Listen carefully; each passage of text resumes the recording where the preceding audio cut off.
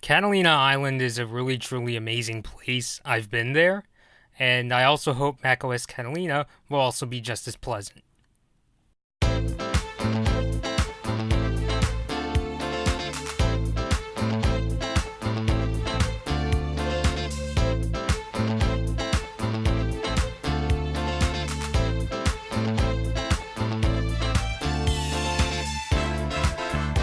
So, hey guys, Bloodmoon Bobby here. Sorry it's been taking me so long to get to talking about my impressions of what I'm hearing about macOS Catalina. It was officially announced at WWDC 2019.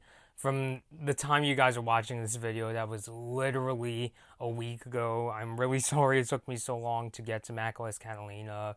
I've told you guys before that I've actually just gotten two full-time jobs lately. Well, actually, it's one full-time job and an internship, and not that I, that I- and the full-time job, its schedule is really all over the place, so it's been kind of difficult to figure out when exactly am I going to get on camera. So I'm still trying to figure out, how exactly I'm going to plan out my videos. I'm not going to quit YouTube or anything. I'd be stupid to do that. I really enjoy making these videos, and it's a great way for me to take a break from work and talk about the things that I'm most passionate about. So, but I don't want to ramble along that. Once I figure out a schedule, a more legit schedule, I'll let you guys know on social media. I first thought that when I was searching for work, I was gonna maybe move my YouTube channel to just being a weekend thing, but the full-time job, or actually both jobs, I should say, involved me quite a bit on the weekends. So once I figure out a schedule, I'll be sure to let you guys know. But anyway, let's get into macOS Catalina. By the way, I'm not sure what came over me in my iOS 13 and iPadOS videos. I know I had a tendency of saying that's pretty cool a lot, and I felt like such an idiot for doing that. I would watch my videos, as I'm editing them in Premiere, and every time I would hear myself say something like, that's pretty cool, I just want to like tear my hair out. It was just so stupid of me. So I'm really gonna try hard not to do that. I'm gonna have much more specific responses to what I'll be talking about here. Once again, like those videos. I'm not gonna talk about every single new feature in Catalina. Because if I did that, I'd be turning this video into an encyclopedia. I'm mainly going to be focusing on the three of Catalina's biggest features. Here's a list of the Macintoshes that macOS Catalina supports. And oh my god, my 2012 MacBook Pro is like the earliest MacBook Pro that the software will support. More evidence that I'm gonna have to upgrade my MacBook Pro soon, which I'm kind of on. I know the latest generation has, like, some people have issues with the keyboards and the keys getting stuck. I know it's not a case where everybody has that issue. I'm just concerned about being the next one. If I had that newer generation MacBook Pro, I guess the cool thing would be that, I would see for myself if I became one of those people with the stuck keyboards. But as of right now, I'm not really sure if I want to take that risk. But anyway, I've been rambling on. Let's get into the three features that really caught my eye with macOS Catalina. I'll go over some of the kind of smaller features towards the end of this video. But if you want to see a full list of features, you can go check them out on the Apple website. So probably one of the biggest features that has been circulating regarding macOS Catalina, and it's been rumored up until Apple officially announced macOS Catalina, and that is the news that iTunes is going to be splitting into three apps. It's going to be splitting into the Apple Music app, the Podcast app, and the Apple TV app. It's kind of like what you have on, the current iOS devices, where it's split into, the Music, Apple TV, and Podcast apps. And the thing about the Apple TV app on Mac is that it will support movies in 4K HDR, and you'll be able to have Dolby Vision and Dolby Atmos sound. So how do I personally feel about this? I guess as a person who's been using iTunes even well before I owned a Mac, on one hand, it doesn't affect me all that much because, okay, fine, just split it into three apps. And in terms of what's going to happen to iPhone syncing, when you plug in your iPhone, what happens is it won't automatically launch any of the free apps. If you want to do things like syncing and all that stuff, you can do that through the Finder.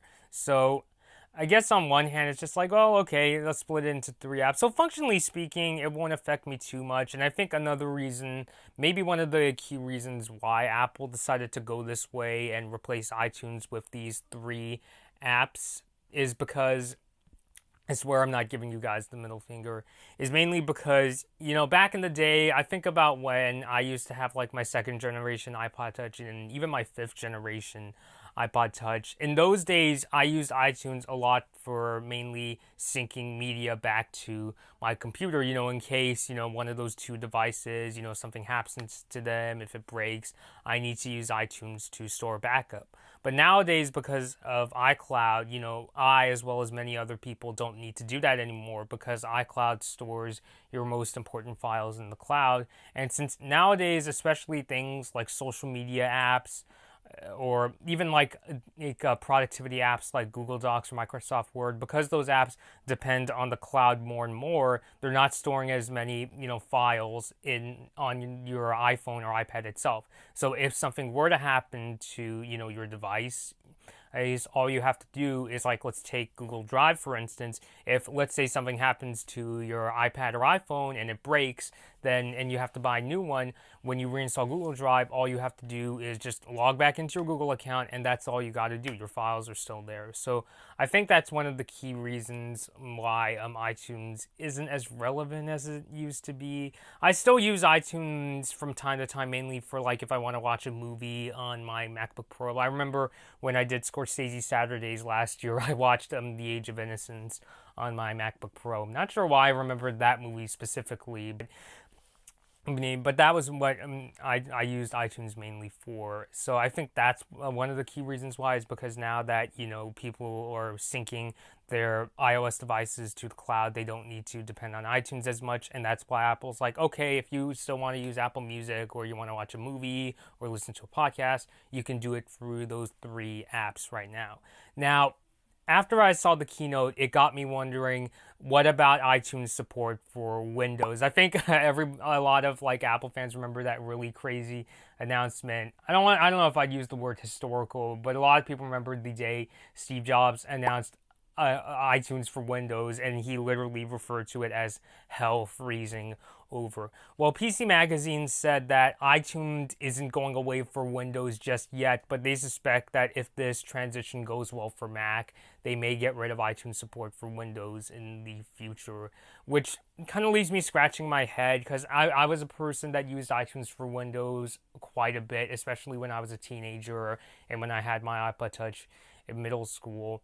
Well, because, if iTunes goes away for Windows, if you have a bunch of purchases, like I had a really vast music, TV, and movie library back in those days, what are you going to do?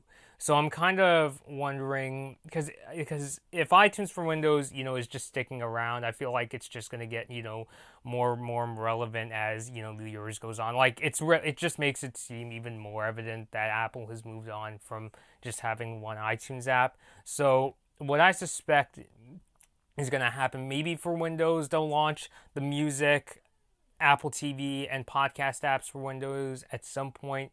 It's admittedly kind of strange to imagine, but then on the other hand, I do want, Apple to continue supporting iPhone users for Windows. So maybe Apple will do that in the future. So you'll see how that goes. Next feature I'll talk about is SideCar, and that's one that I very briefly referenced in my iPadOS video. That's the feature where you'll be able to use your iPad as a secondary display, and it's kind of crazy. I kind of think that's a really good idea. I mainly speak from a video editor perspective.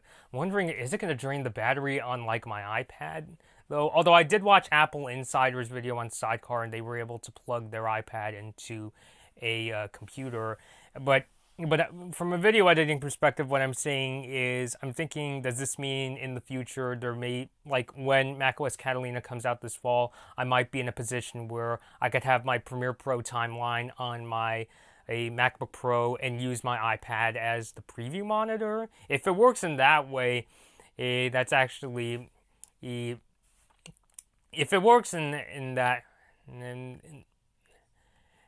If it works in that way, that would actually be pretty brilliant. But I imagine for like a more practical use case, you might see people do the thing where if they're using like multiple Safari tabs, they might have one Safari window on like their MacBook Air and then the other on like their iPad, or something along the lines of that. You know, they'll be able to, or they might be in a scenario where maybe they're using Google Docs in one window and on the other window they're using it for like research, like if they're typing up a paper and they need to type up notes. So that's where I could see it.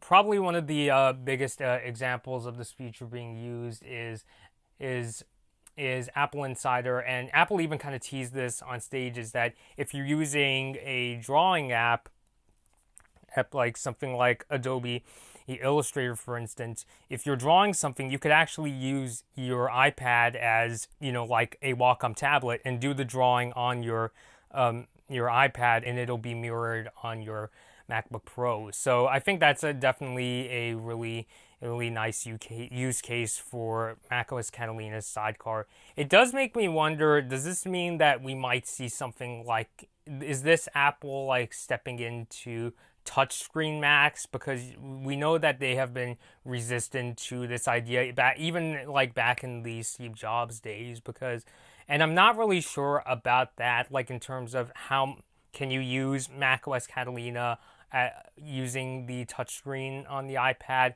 I've heard some people say there's very limited use cases. It sounds like it's mainly relegated to using the Apple Pencil for like drawing apps and that sort of a thing. I did see an Apple Insider's video. They were like zooming in on an image on the Mac using an iPad. So I'm not really sure about that use case, but still, I think the definite thing we can see here is that we're going to see support for using the iPad as a second screen in macOS Catalina when that comes out. So I definitely can't wait to try it out. I'm very curious to see, you know, is it going to be able to handle something like a second and display? Like, I'm really curious to see if it's going to be able to handle being a preview window in Premiere Pro. Because on one hand, you know, it's not like the iPad is doing, you know, is encoding the video or doing any sort of rendering. You know, it's just acting as a second monitor. But then again, Premiere Pro is a really beefy program, so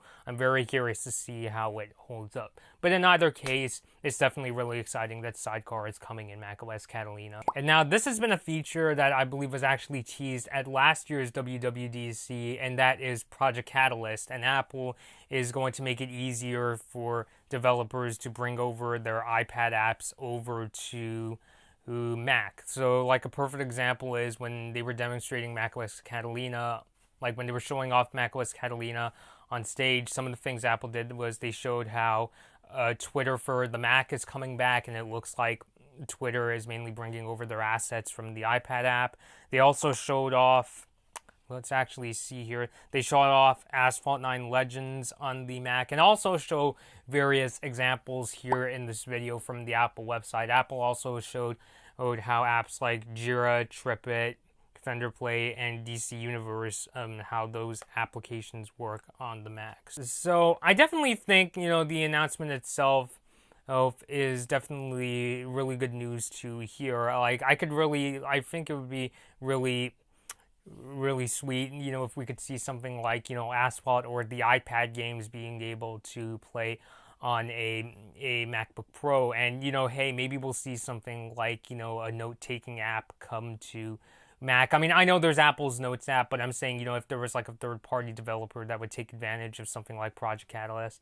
I guess the one part of me that is a little skeptical about this is especially like internet-based apps. Like, I'm thinking about things like, you know, if Twitter, you know, when Twitter does release this new version of Twitter for the Mac using Project Catalyst, it does kind of leave me scratching my head, because there's this kind of divide that I think a lot of people have, I myself have, where when it comes to like social media websites, I think a lot of people prefer using like social media apps like Facebook and Twitter.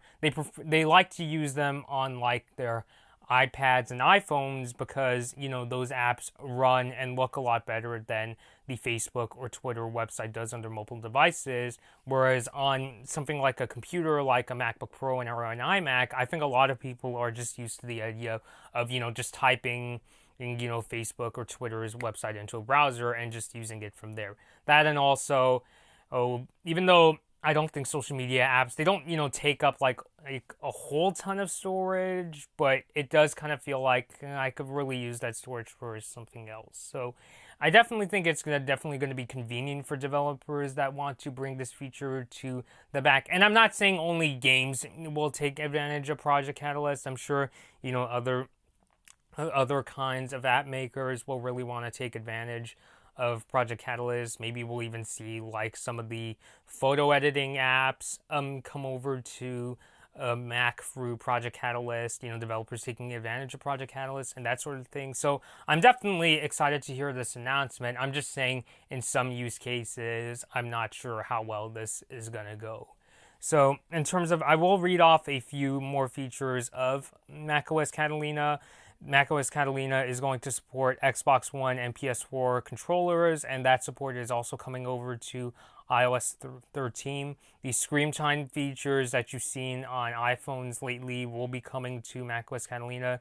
You'll see Siri suggestions in Safari, and just like iPadOS and iOS, there is this new gallery view coming to the Notes app where, you'll get a photo preview of each of the notes you worked on, which I think will really come in handy for people who like to do, especially a lot of drawings with Apple's Notes app.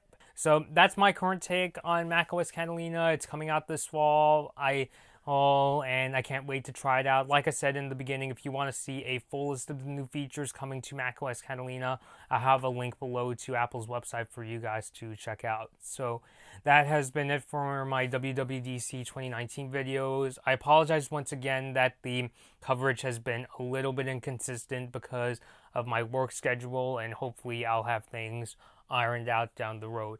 I do have more plans for even more videos. So that's it for now. This has been Blood Moon Bobby. Leave your thoughts down below on macOS Catalina. Are you excited? Are you, going to get the software update when it comes out? Leave all those thoughts down below, and thank you guys for watching. Hey guys, I hope you enjoyed this Blood Moon Bobby video. Like and share the video if you enjoyed it, and feel free to leave a comment. Subscribe to my channel, and ring the bell to get notified when I release my latest videos. Follow me at Blood Moon Bobby on your favorite social media platforms to take part in polls, see my tech tips, and to hear about my video plans. Thanks for watching.